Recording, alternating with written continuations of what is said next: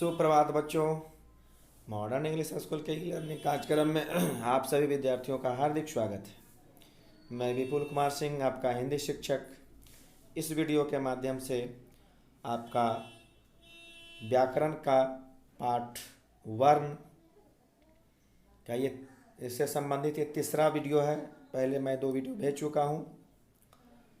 तो बच्चों, इसमें वर्ण कितने हैं, वर्ण क्या है, उससे कितने भेद हैं, उसके उपभेद कितने, ये सब तो जान गए बच्चों पिछले वीडियो में।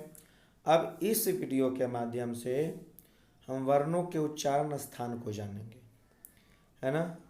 तो वर्णों के उच्चारण स्थान क्या है, इसके लिए मैं तालिका भी बनाया हूँ और इसमें बारी बारी से डिफाइन अर्थात परिभाषित भी किया गया है। चलिए, तो अब बिना समय गवाए प्रारंभ किया जाए।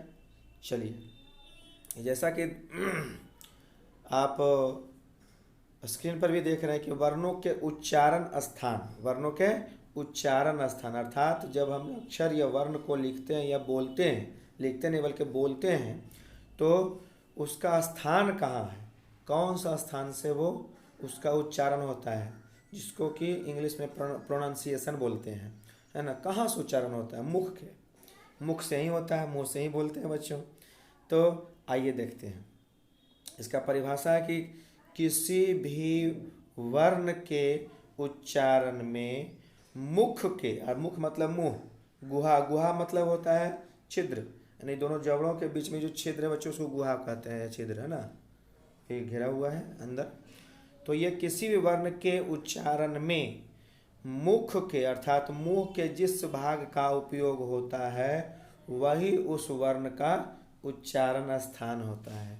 चलिए बच्चों, पुनः एक बार देखा जाए कि किसी भी वर्ण के उच्चारण में मुख के जिस भाग का उपयोग होता है उसे उस भाग को उस वर्ण का उच्चारण स्थान कहते हैं।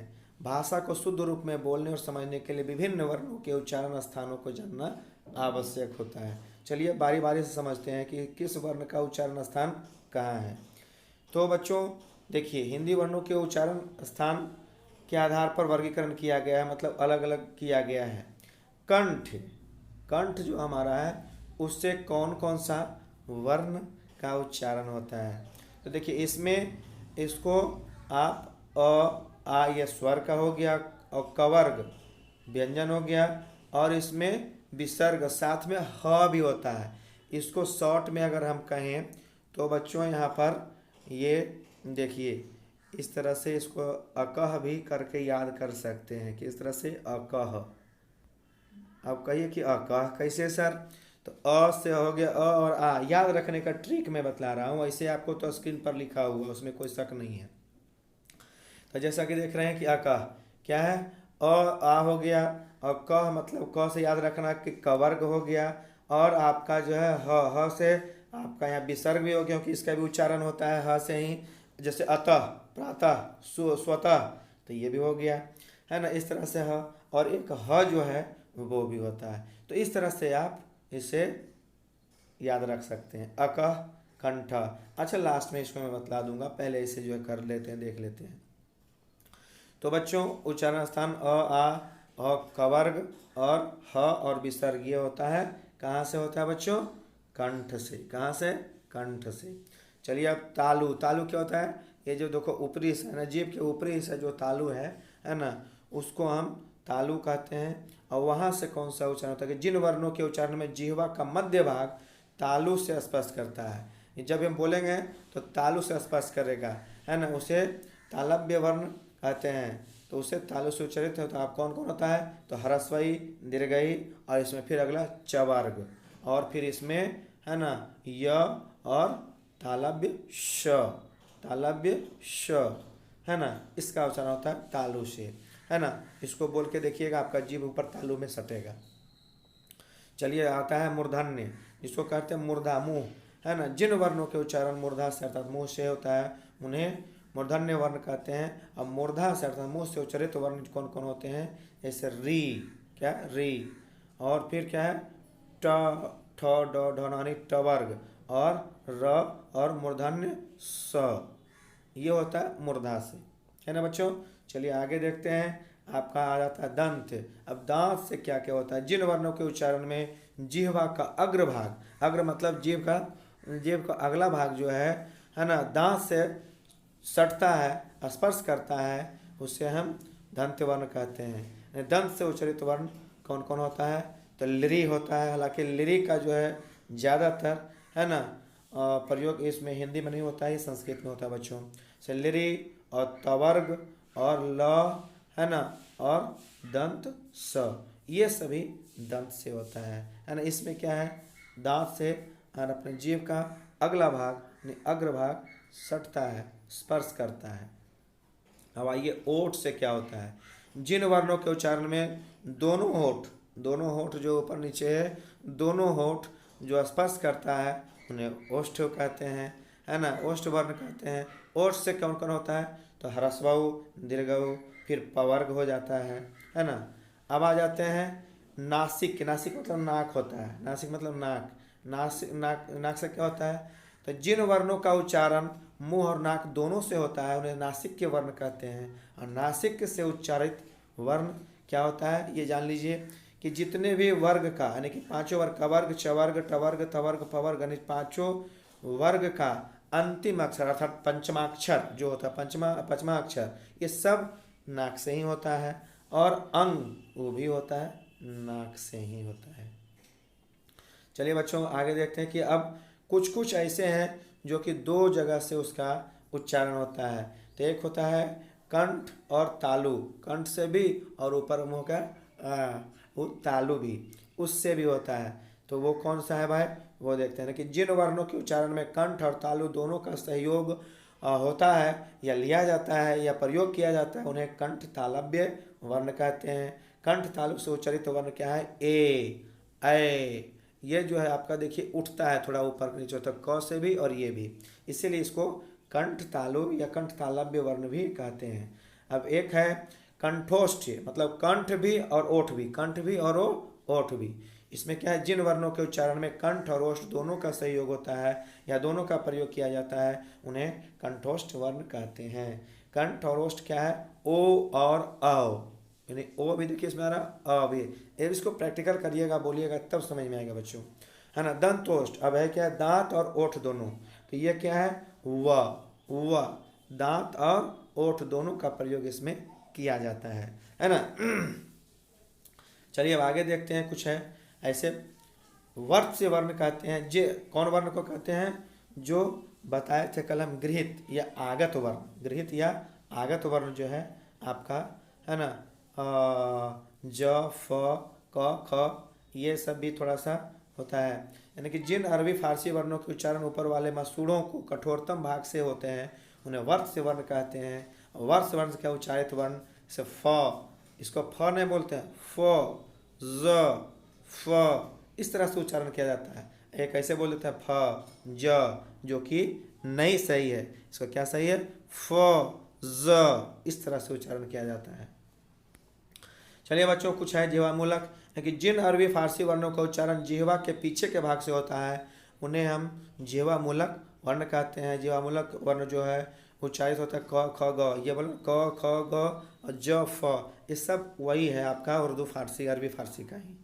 और एक होता है आपका वो अली जिह्वा, जो कि कंठ से बोले थे हम, अकह कंठा जो पहले बतलाए थे, उससे होता है ना। तो यहाँ पर आप देखिए कि ये सभी का उच्चारण स्थान है। अब आप क्या करना है, इसको कुछ उच्चारण के दृष्टि से व्यंजन वर्णों का वर्गीकरण कुछ दूसरा दृष्टि से किया गया है उच्चारण की दृष्टि से। तो उच्चारण की दृष्टि से व्यंजन वर्णों को 8 भागों में बांटा गया है। एक है स्पर्शी, यानी कि जिन व्यंजनों के उच्चारण में फेफड़ों से छोड़ी जाने वाली हवा वाग यंत्र के किसी अवयव का स्पर्श करती है फिर बाहर निकालती है, उससे हम स्पर्शी व्यंजन कहते हैं। जैसे हो गया क ख ग ठ ठ ड ढ त थ द ध है प फ ब भ, ये स्पर्शी हो गया बच्चों। अब है संघर्षी, जिन व्यंजनों के उच्चारण में दो उच्चारण अवयव इतनी निकटता पर आ जाते हैं कि बीच का मार्ग यानी बीच का रास्ता छोटा हो जाता है, संकरा हो जाता है, तो वायु उससे घर्षण करता है और घर्षण करते हुए बाहर निकलती है, ऐसे को संघर्षी कहते हैं। कौन होता है भाई, तो इसमें तालव्य स, मूर्धन्य स, दंत स, ह, ख, ज, फ। ये संघर्षी है बच्चों। आइए अब थोड़ा सा स्पर्श संघर्षी क्या होता है वो भी देख लेते हैं कि जिन व्यंजनों के उच्चारण में स्पर्श का समय अपेक्षाकृत अधिक होता है औरों के भांति और उच्चारण के बाद वाला भाग संघर्षी होता है और टकराता है, घर्षण करता है, वे स्पर्श संघर्षी कहलाते हैं। च, श, ज, झ ये होता है बच्चों, है ना। और नासिक के क्या है ना, नाक से, जिनके उच्चारण में हवा का प्रमुख अंश नाक से निकलता है, नासिक के व्यंजन। जैसे आपका पंचमाक्षर बतलाए थे अभी, अंग, य, ण, न, म। इसको न नहीं पढ़ा जाता है बच्चों, ये टवर्ग वाला ण पढ़ा जाता है, ण नाक से। हाँ तो ये पार्श्विक के बच्चों, पार्श्विक में है कि जिनके उच्चारण में जिह्वा का अगला भाग मसूड़े को छूता है यानी स्पर्श करता है और वायु पार्श्व मतलब अगल बगल आसपास से निकल जाती है, वे पार्श्विक कहलाते हैं। जैसे ल, है ना। प्रकंपित, जिन व्यंजनों के उच्चारण में जिह्वा को 2-3 बार कंपन करना पड़ता है वे प्रकंपित वर्ण कहलाते हैं। जैसे क्या है वो र। चलिए अब आगे देखते हैं क्या है उत्क्षिप्त। ये कल भी मैंने बतलाया था, जो व्यंजनों के साथ जोड़े थे, है ना, अलग से अड़ और ढ, जिसको हम बतलाए होंगे बच्चों पिछले वीडियो में कि ये जो है किसी शब्द के मध्य या अंत में लगता है, प्रारंभ में नहीं लगता है। जैसे सड़क ड़, है ना, कपड़ा ड़ अंत में, है ना। ढोलक है तो ढ देखो पहले नहीं लगेगा ये इसमें, ये बिंदी वाला, लेकिन वही अगर रहेगा, है ना, कड़ाही तो ड़ देखिए यहाँ पर लग जाएगा। तो इस तरह से पढ़ना यहाँ पर चलता है, ढ बीच में लगेगा। चलिए इसको उत्क्षिप्त कहते हैं, जिनके उच्चारण में जिह्वा की नोक झटके से नीचे गिरती है तो वह उत्क्षिप्त वर्ण या फेंका हुआ ध्वनि कहलाता है। इसे आगे देखते हैं संघर्षहीन, जिन ध्वनियों के उच्चारण में हवा बिना किसी संघर्ष के बाहर निकल जाती है वे संघर्षहीन ध्वनियाँ कहलाते हैं। जैसे य और व, बिना संघर्ष किए वह डायरेक्ट निकलता है। इनके उच्चारण में स्वरों से मिलता जुलता प्रयत्न करना पड़ता है, इसीलिए इन्हें अर्धस्वर भी कहते हैं, है ना। इंग्लिश में भी इसको सेमी कॉलर जो है वॉवेल बोलते हैं, डब्ल्यू और वाई को, है ना। तो यहाँ पर बोलते हैं य व को क्या, अर्धस्वर।